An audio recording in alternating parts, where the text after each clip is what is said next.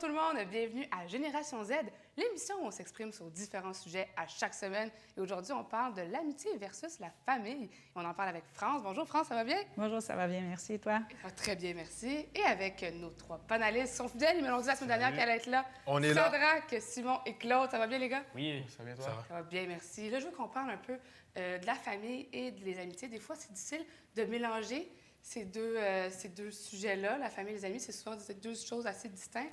Mais on parle de l'amitié, en fait. Pourquoi l'amitié a autant d'importance que la famille à un certain âge? Vers quel âge vous pensez que ça arrive, ça? Aux alentours de 11 ans à peu près, où tu commences à prendre tes responsabilités un petit peu puis à vouloir aller chercher ton identité. Fait qu'aux alentours d'11 ans, ou quand tu rentres au secondaire, là tu as envie d'avoir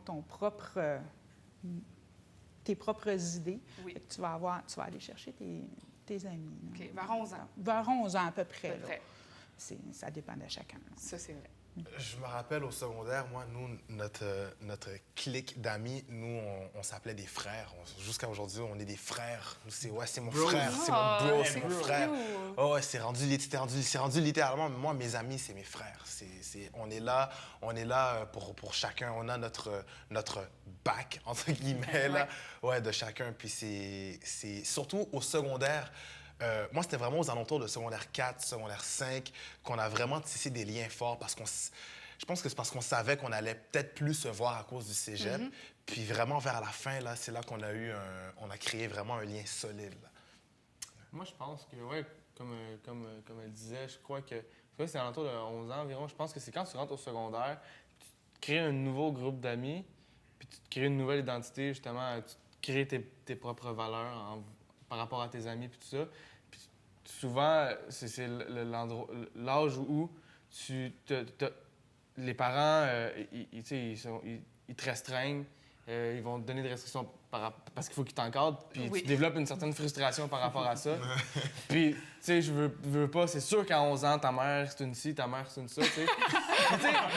Non, mais C'est vrai. C'est vrai, là, je veux dire, même à 18, elle a encore une ci puis une ça, des fois. non, mais tu sais, tu l'aimes, ta mère, mais ta mère, c'est une ci, ta mère, c'est une ça, à 11-12 ans, je veux dire. Quand tape C'est vrai, là, c'est pareil. Puis je pense qu'il y a un certain moment où tes amis, tu as l'impression qu'ils ont une plus grande importance. Mais c'est sûr que si on te ramène à tes racines puis on dit ta mère, il t'arrive telle chose à ta mère, c'est sûr que je veux dire. Ça a beaucoup plus d'importance. C'est ça, mais je pense qu'à un certain âge, on a l'impression que nos amis ont une très grande importance, peut-être une plus grande importance. Mais je pense que la famille, selon moi, ça reste quand même quelque chose qui est naturellement. Je pense que chez tout le monde, je pense que c'est ça. Ouais.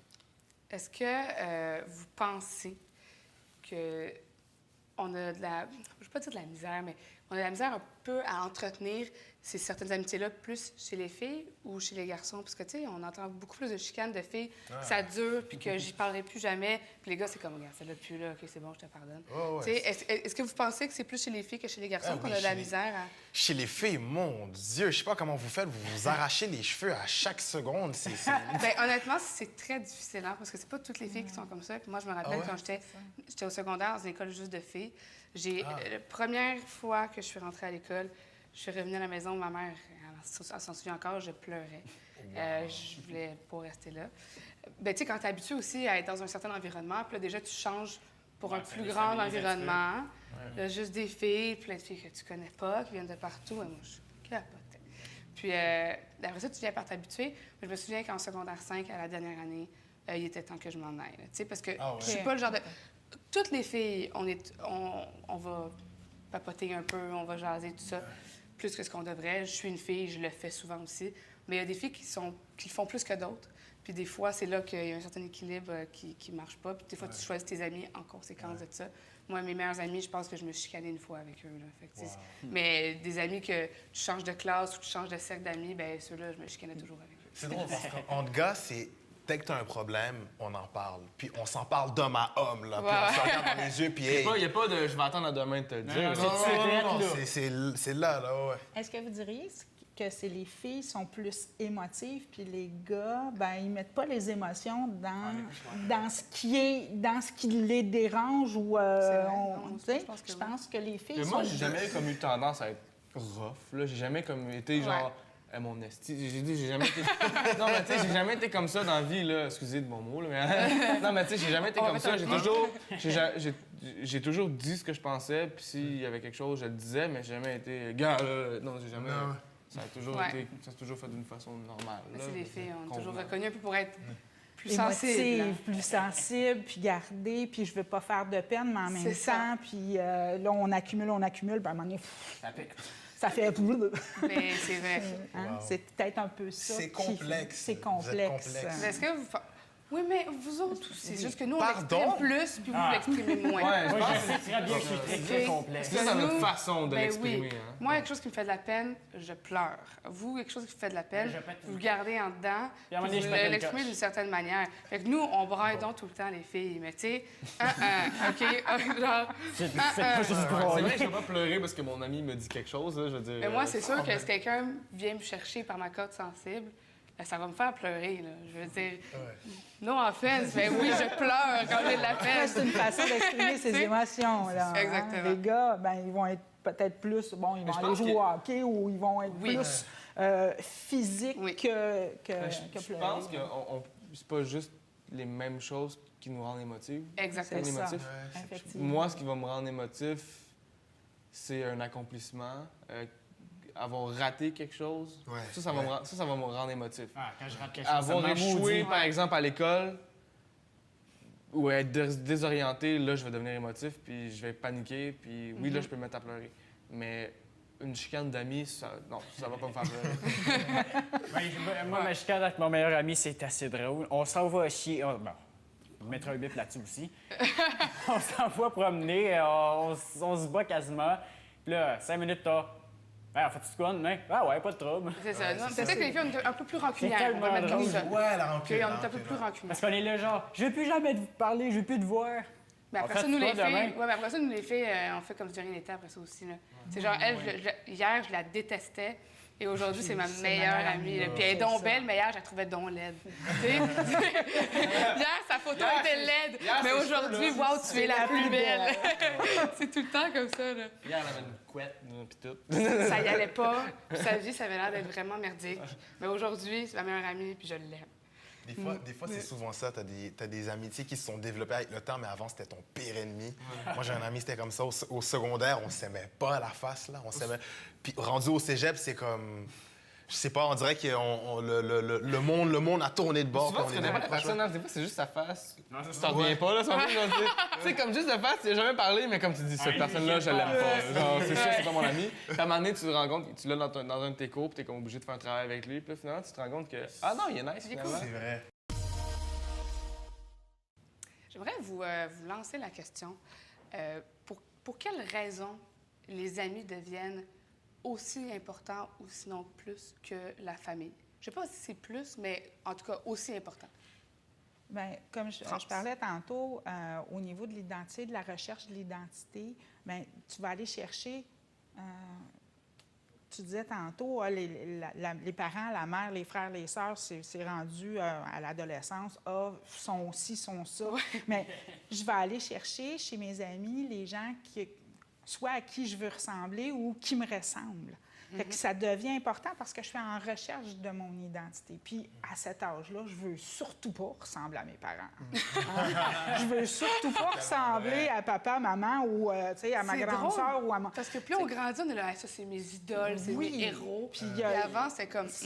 Rendu au moment de l'adolescence, c'est ça. Tu veux pas ressembler à ta famille, tu veux ressembler à X, Y, Z. C'est ça qui fait, d'après moi, que les amis deviennent hyper importants. Oui. Puis surtout quand on se met dans un contexte, on est au secondaire, on passe des journées entières dans la même classe, on est tout le temps dans les mêmes cours ensemble, à longueur de journée. Toute la semaine, on passe le plus de temps ensemble. Puis le fait qu'on passe le plus de temps ensemble, c'est qu'on crée des liens, on voit les mêmes personnes. Au primaire, tu es dans la même classe que toutes les mêmes personnes. C'est rare que tu as des amis dans d'autres groupes. Là. Au primaire, c'est vrai. Au secondaire, ben, je veux dire, tu es tout le temps avec les mêmes personnes. Encore, tu as les cours, puis tout ça, puis tu as les pauses, puis tu restes tout le temps avec les mêmes personnes, encore une fois. Tu arrives au cégep, Ben moi, tu sais, moi, je vais pas à l'école 2 heures avant mon cours, là. Tu sais, Non, je veux dire, non, là. Puis après mon cours, je check mon camp chez nous, là, tu sais. Mais tu sais, c'est vrai, là. Fait que t'as comme pas de temps, genre, pour développer une amitié. Fait que tu peux t'en développer dans ton cours, en faisant des travaux, mais à part ça, je veux dire, tes amis, t'es as déjà, t'es as eu avant, cégep. Tu peux en développer un petit peu au cégep. Sinon, peut-être que t'as une blonde.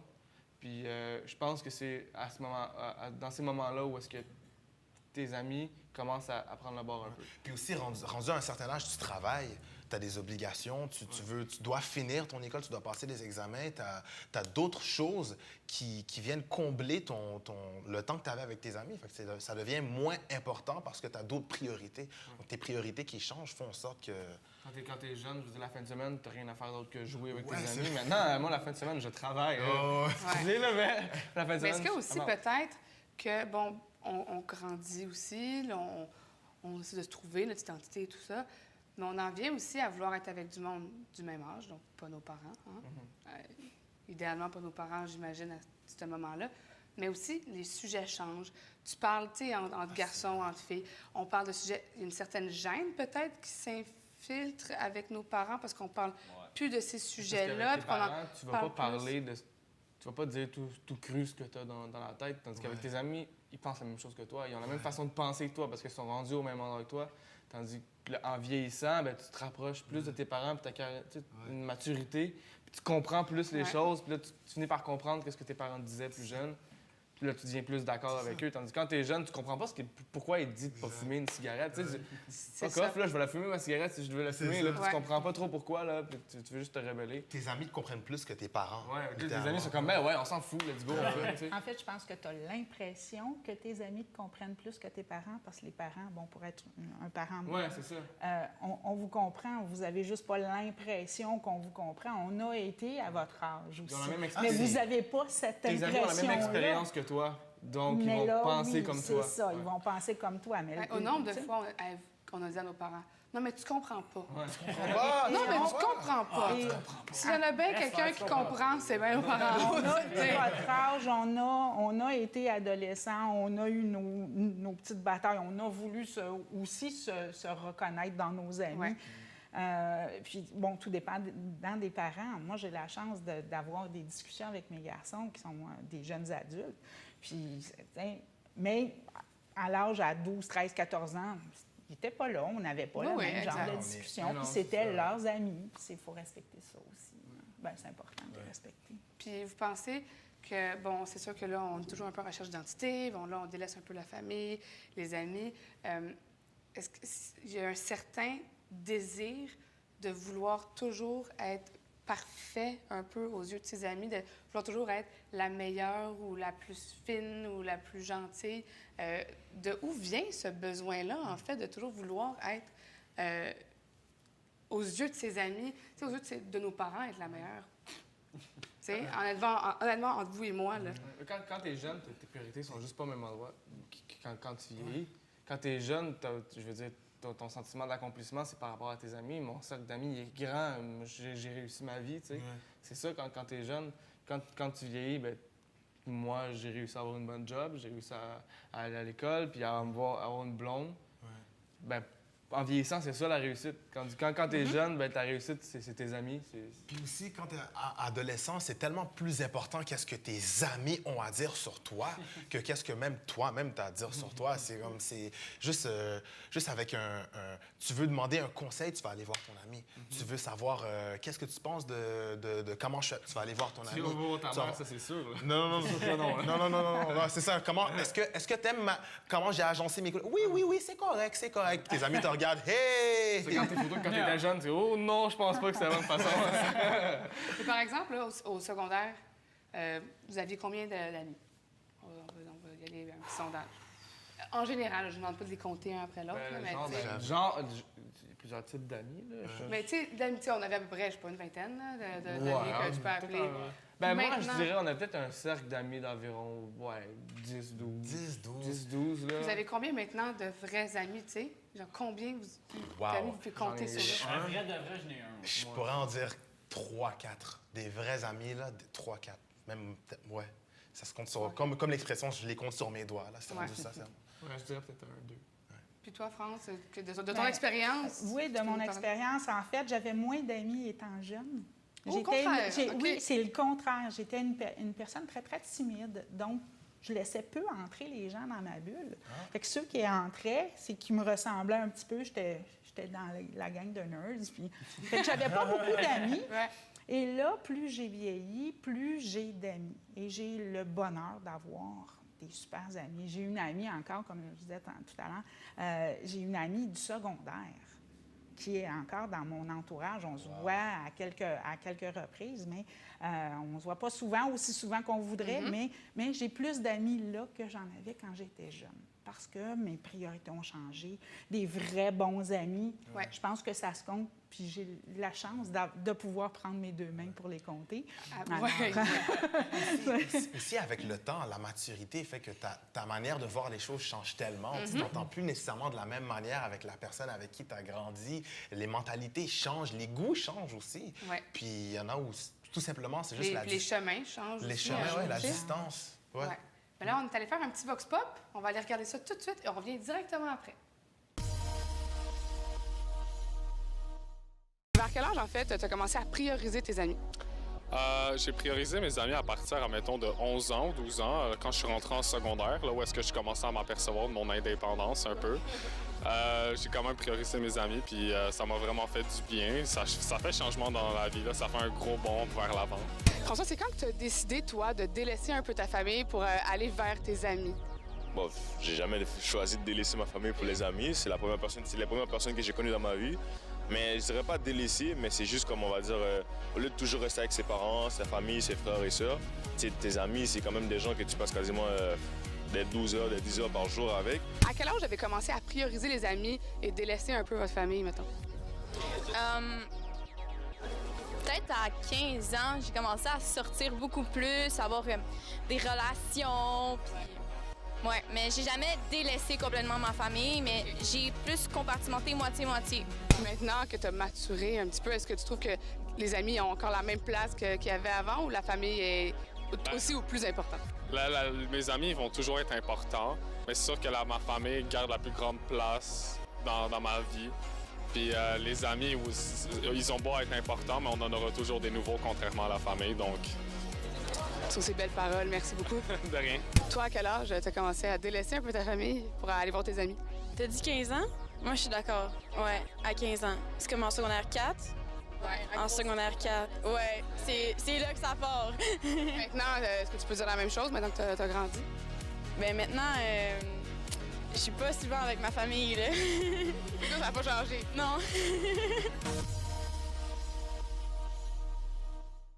J'aimerais vous demander, en fait, est-ce que vous pensez qu'on prend trop notre famille pour acquis, puis par le fait même, on blesse notre famille? Tu sais, qu'est-ce qu'on serait prêt à faire pour les amis, mais qu'on serait peut-être, bien, surtout quand on est jeune, qu'on serait peut-être pas prêt à faire pour notre famille, parce que, bien, justement, on est en quête de se chercher nous-mêmes et d'être les plus incroyables aux yeux de nos amis. Mais est-ce que vous pensez qu'on prend justement notre famille pour acquis comme eux autres? Ils vont jamais partir. Hein? Eux autres, c'est notre famille. Ouais. Ils sont de lien de sang, c'est notre famille. Puis on pense qu'ils vont jamais nous renier. Des fois, ça peut peut-être tromper quelques personnes. J'ai eu ce déclic-là il n'y a pas longtemps. J'ai réalisé que ma famille, c'est vraiment les seuls gens qui me connaissent depuis que je suis né, littéralement. Puis c'est comme quand ils pensent, ils te connaissent depuis que tu es né. Puis ils prennent soin de toi. Ils prennent soin de moi. Changer la couche. Les autres, ils se sont mis les mains dans ta... C'est quelque chose. Non, mais j'ai réalisé aussi que je passe moins de temps avec la famille et je dois passer plus de temps avec la famille parce que c'est important et on se nourrit parce que on a vécu des choses similaires. Nos passés, je sais qui ma sœur était dans le passé, je sais ce qu'elle a vécu et elle sait ce que moi j'ai vécu. Donc, il y a une meilleure compréhension. C'est clair qu'avec la famille, les chicanes arrivent plus vite parce que c'est comme... La confrontation, C'est avec eux tout le temps, c'est sûr qu'il y aura plus de... Oh, ouais, c'est clair. Mais avec le temps, puis en prenant de l'âge, je réalise que la famille, c'est très important. Ça a une place qui est... Dans 40 ans, ma famille va être... Je vais être encore avec ma famille, littéralement. Fait que c'est quelque chose. C'est sûr que la famille, c'est les seules personnes qui vont suivre toute ta vie. Ouais. Jusqu'à temps qu'ils s'en vont, tu sais. Puis je pense que moi, avant avant de partir de chez toi, par exemple, tu vas n'importe où tu vas des parents, je trouve que ça devrait tout le temps être un je t'aime avant de partir. Je trouve que. Non, c'est vrai, c'est cute, mais genre, d'un côté, c'est vrai parce que tu sais pas ce qui va arriver, tu sais. Hein? Tu sais pas ce qui va arriver. Ça devrait peut-être même être ça avec tes amis, mais ta famille, je trouve que tu es avec eux depuis que t'es jeune, puis je trouve que on le dit pas assez, notre famille. Ouais. Ben, on dirait qu'on perd une certaine reconnaissance. Tu dis, elle sait que je quand on l'aime, est mais. jeune, tu sais. Tu dis, elle sait que je l'aime, j'ai pas besoin de le dire. Mais... Non, il faut le D'un dire. côté, c'est peut-être vrai. pas, là. Peut-être pas, là. Peut-être qu'elle sait pas. Puis je pense de le dire. À chaque fois que tu t'en vas, moi, je trouve que à chaque fois que tu franchis la porte, il devrait avoir comme une règle dans la famille. J'ai le goût de pleurer. Est-ce que vous pensez que, justement, comme on prend notre famille un peu pour acquis, comme c'est notre famille, on peut blesser beaucoup plus, de façon beaucoup plus importante, notre famille que nos amis? Tu sais, quand tu y penses, blesser un ami, tu veux pas faire ça, là. Mais blesser quelqu'un de ton propre sang, que vous partagez des choses, qui t'a donné sa vie pour toi, peut-être que les blessures peuvent durer plus longtemps aussi, je sais pas. Peut-être qu'on n'y pense pas sur le moment, mais... Mais je crois que, tu sais, l'amour d'une mère, bon, étant mère, l'amour d'une mère, c'est inconditionnel. Donc, ce que le jeune peut peut-être même pas voir, c'est de la blessure vient atteindre cet amour inconditionnel-là. Puis, bon, bien, tout dépendant du parent, si le parent est capable de voir que c'est parce qu'il est jeune puis tu sais, qu'il est en quête de reconnaissance et en quête d'appartenance à autre que sa famille. Moi, je trouve ça vraiment wow de vous entendre parler de cette valeur-là. Quand moi, j'étais petite, la valeur familiale était très importante. On était ensemble. Il y a eu un moment donné où la valeur familiale était moins là, était peut-être moins là. C'est une valeur, puis c'est tout dépendant de la famille, comment elle a inculqué cette valeur familiale-là. C'est juste de dire à ton ami, tu sais, en niaisant, va chier, tu sais, ça arrive souvent, mais tu sais, mais tu vas pas dire ça à ta famille, là. Non, c'est vrai. Ben, C'est vrai. Tu diras pas à ta mère, va chier. Non. Hey, je t'aime, va chier. Non, mais tu sais, ou fuck you, là. Tu sais, tu dis pas ça à ta mère, là. Pourquoi? Parce que c'est une personne qui est trop importante, puis c'est comme un respect qui doit être, tu sais, qu'il y a des limites, là, Moi, faut que je vous conte une affaire récemment, il y a peut-être 1 an ou 2 ans de ça, je me suis assis avec ma mère, puis je lui ai demandé pardon. Je dis mamie, là, écoute, là, je m'excuse pour si je t'ai dit des sottises pendant mon adolescence, puis peut-être même que je me rappelle même pas, mais qui t'ont blessé, parce que je me rappelle quand j'étais...